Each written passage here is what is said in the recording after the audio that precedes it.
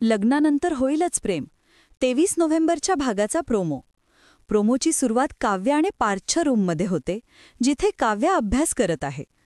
आत्तापर्यंत असे घडायचे की जेव्हा अनिशा म्हणजेच मैत्रीण अभ्यासासाठी यायची तेव्हा काव्य आणि अनिशा एकत्र रूममध्ये अभ्यास करायच्या आणि पार्थला गेस्ट रूममध्ये जावे लागायचे. पण यावेळेस काव्याने अनपेक्षित निर्णय घेतला आहे. तिने अनिशालाच गेस्ट रूममध्ये पाठवलेले आहे, तर पार्थला त्यांच्याच रूममध्ये थांबायला सांगितले आहे. जेव्हा पार्थला हे समजते तेव्हा तो आनंदी आणि आश्चर्यचकित होऊन काव्याकडे येतो आणि तिला हसत म्हणतो, काय तुम्ही चक्क तुमच्या मैत्रिणीला गेस्ट रूममध्ये पाठवून मला इथे थांबायला सांगितलं? त्यानंतर तो आणखी गमतीशीर टोमणा मारतो, आता असं वाटतंय की आपल्या मैत्रीची गाडी संसाराच्या वाटेने चाललीय.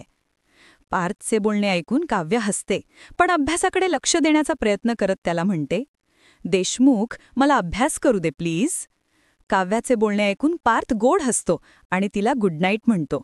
तो तिला लांबून एक फ्लाइंग किस देतो. काव्या लगेच आपला हात आडवा धरून तो किस थांबवते. काव्याला लगेच जीवाची आठवण होते. जीवासुद्धा तिला फ्लाइंग किस द्यायचा, तेव्हा काव्या नेहमी असाच हात आडवा करायची.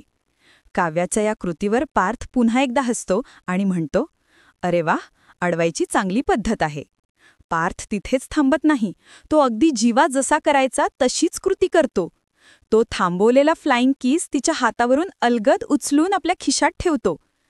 काव्यासाठी हा क्षण खूप खास असतो, कारण पार्थने नकळतपणे जुन्या आठवणींना एक गोड आणि नवीन स्पर्श दिलेला असतो. या गोड आणि प्रेमळ क्षणात प्रोमो संपतो. काव्याच्या मनात आता काय विचार असतील? भेटूया पुढील भागात. तोपर्यंत नमस्कार.